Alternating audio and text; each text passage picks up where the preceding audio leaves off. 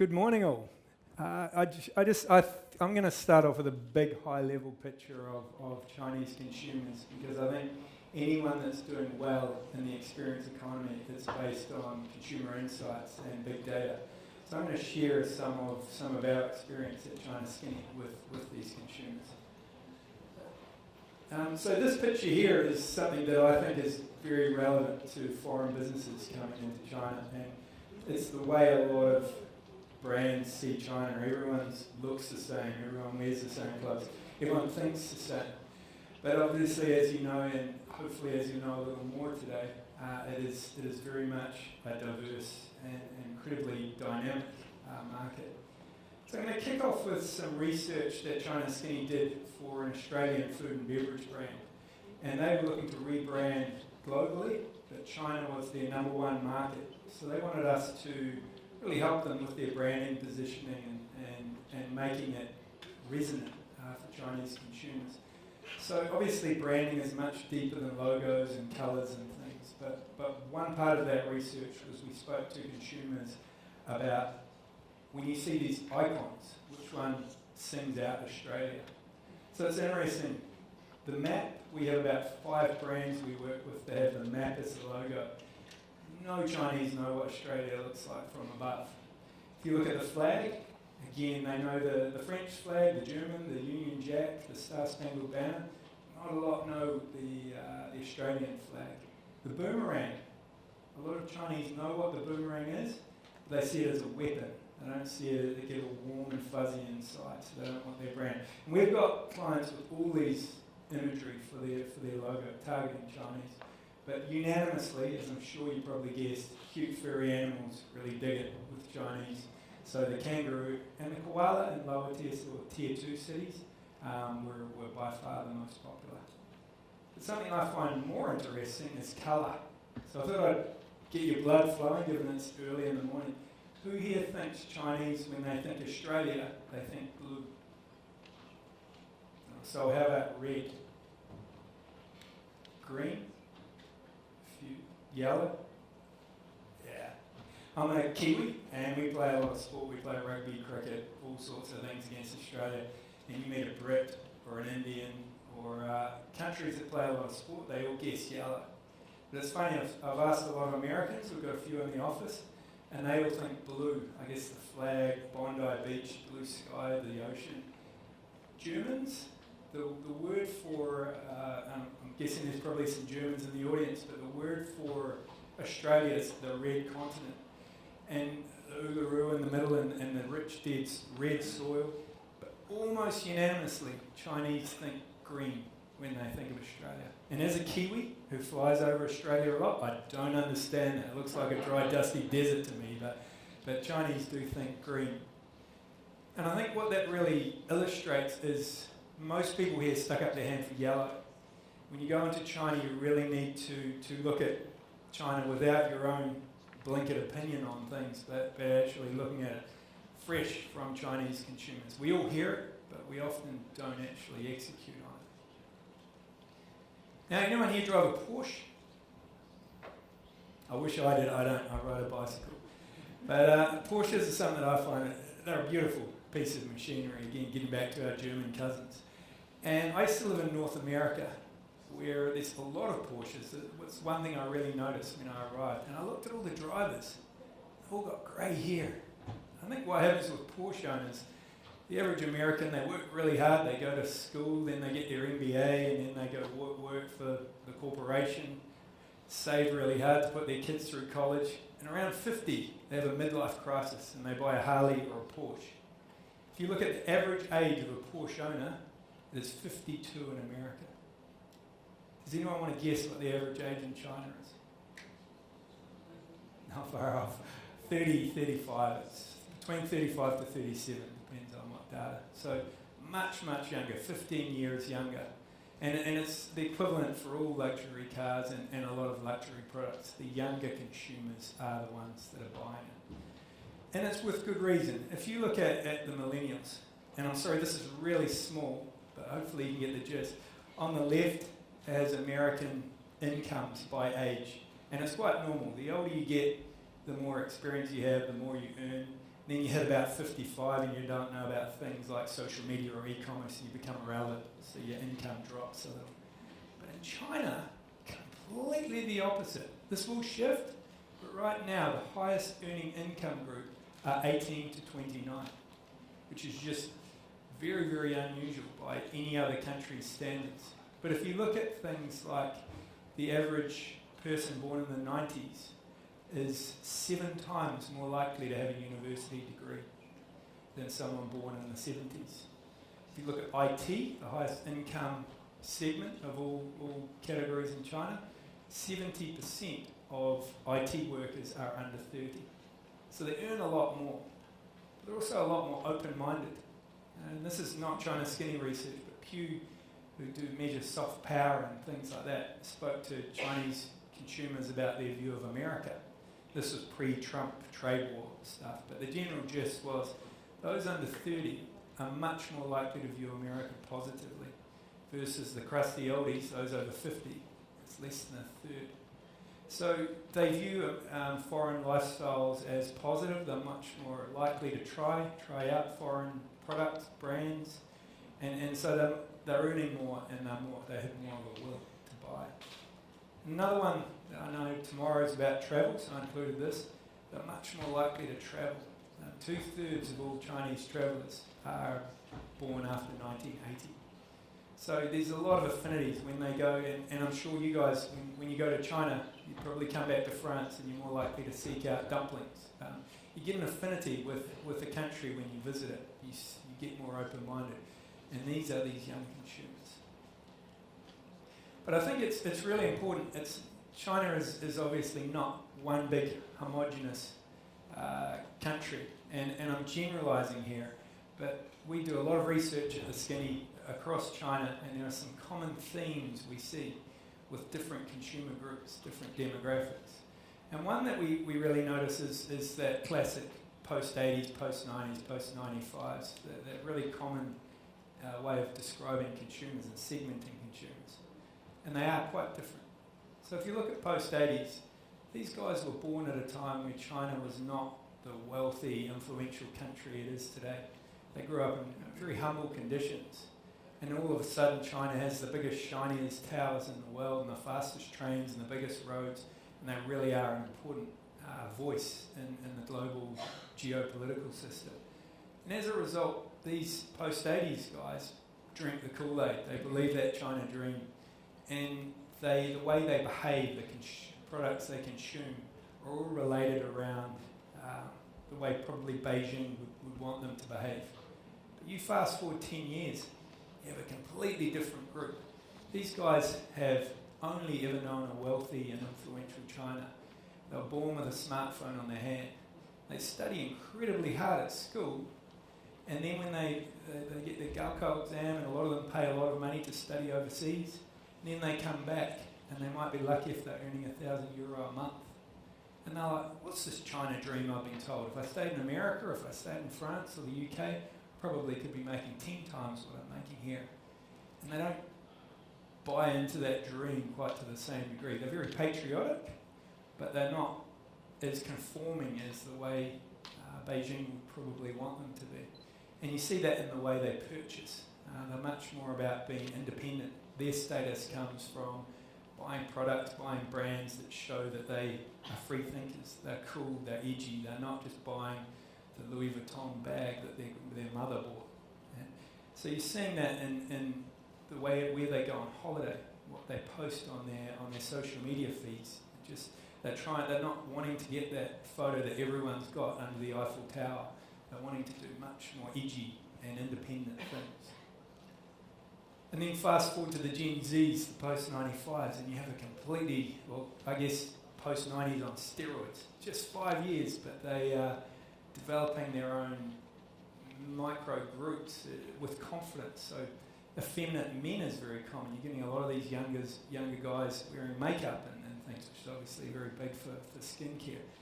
But if you compare, in the UK and the US, I'm sorry I don't have France, but 4% Gen Zs in those markets account for 4% of household spending. In China it is 15%.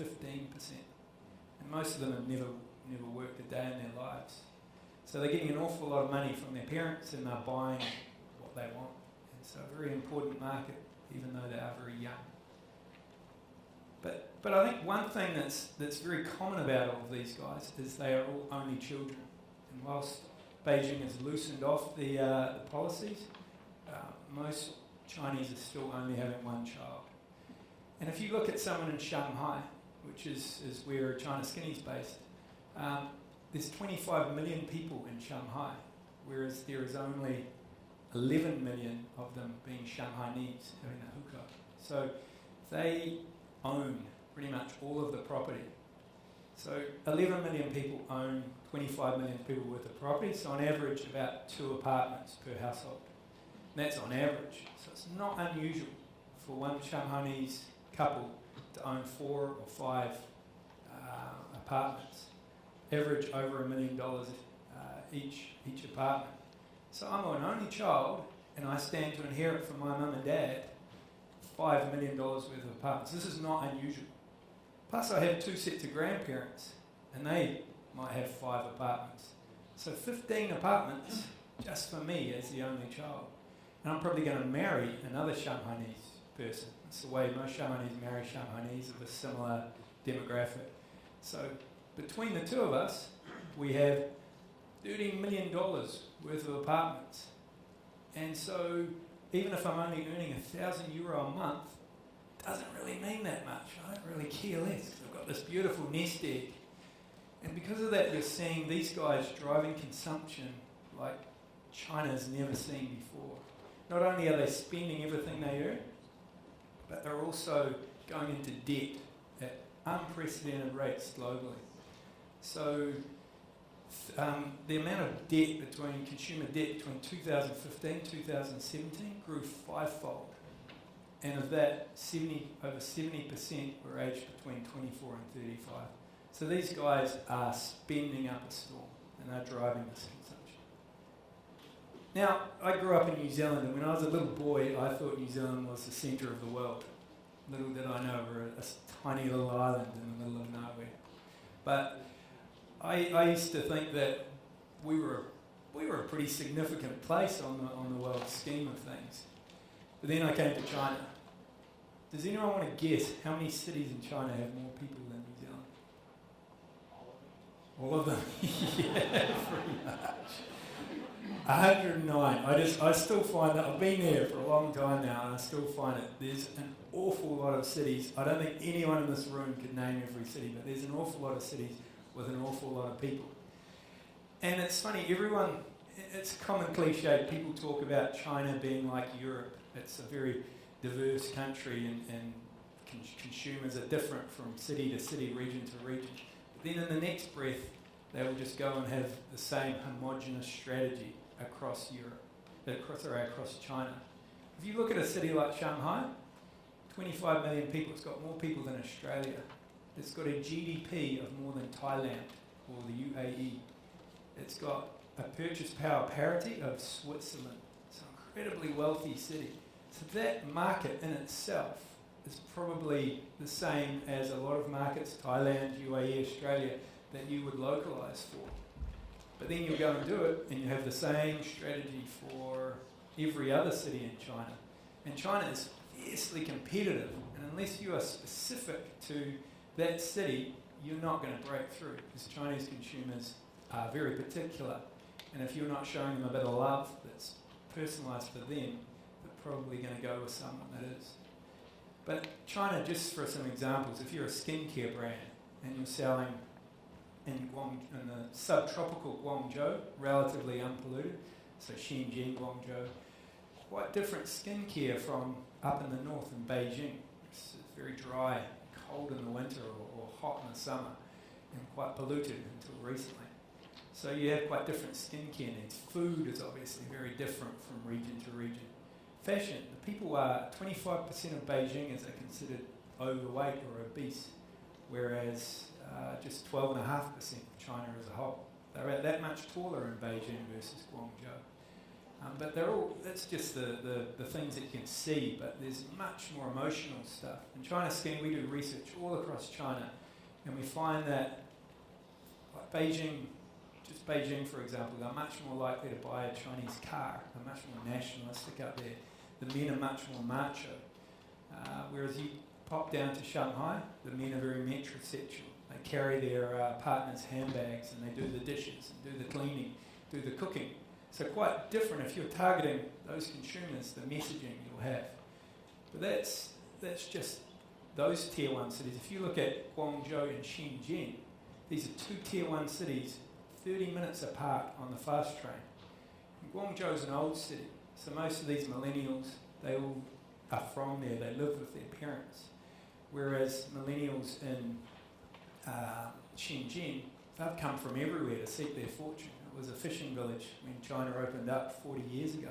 So now they're coming, and they don't live with their parents. They may see their parents once a year at Chinese New Year, or they may see their parents every few months. So if you're trying that family bonding messaging, that really emotional, very common positioning that a lot of brands do, you might have quite different messaging between Shenzhen and Guangzhou. And that's just the tier 1 cities. You throw out the other lower tier cities, and you have a whole completely different level of layers. But this is the city. Who here has been to China? Great. Does anyone know where this city is? A lot of people guess Hangzhou. It's not. It's one province to the west in Anhui province. It's an irrelevant city. It's called Tongling. It's a tier 5 city. Doesn't even get a dot on the weather map. Not really that relevant. We went there on a team trip, and we went into the supermarket. And the supermarket was just full of imported wines, whiskies, bread, biscuits, all these crazy foods that you wouldn't have seen there a few years ago. But you're starting to get all these cities buying this sophisticated, non-Chinese stuff. If you look at, as Laura alluded to, if you look at a lot of the growth is coming from these lower tier cities. Half of the 100 million new consumers that are becoming affluent or middle class are going to come from a city you've never heard of. So really well worth, 1, thinking about it, and 2, localising for them. Now, as a Kiwi, I love milk. And so I thought it would be worth talking about milk, so we've got Carrefour coming up next. But this does apply for every category from fashion to cars. And something we found, is everyone familiar with the melamine scandal? 10 years ago, horrific. You had a few people trying to make a few bucks. 300,000 babies got sick, of which 54,000 went to hospital and 12 died. And although China's changing very dramatically and very quickly, when we speak to consumers, the one thing that is not changed at all, it's still very raw, is this melamine scandal. So there is a perception that foreign dairy is better, it's healthier, it's safer, it's cleaner. So with that in mind, in China Skinny we do a lot of analysis. We've built some tools that analyse all sorts of products, brand preferences, formats, prices, origins and things. And we analyse milk for one of our clients. So a foreign brand sells for 11 kwai, 11.6 kwai per litre. Based on this melamine scandal and this perception of foreign dairy being better, does anyone want to guess how much domestic dairy sells for a litre? 16 kwai. Unlike you guys, isn't it? How does that happen? 34% more for foreign dairy. It doesn't take much to realise. If you look at Chinese, the way they drink milk, they don't like the big. You look at American fridges, they have these gallons of milk and they pour out these buckets of milk that they'll drink before breakfast. Chinese don't drink milk in the way that we do. So they are much more likely to have a small amount. And the problem with big servings of milk is the minute you open it, it's no longer fresh. Chinese are very anal about being fresh, even though it's UHT milk. The minute you open it, it's oxidising in that filthy air.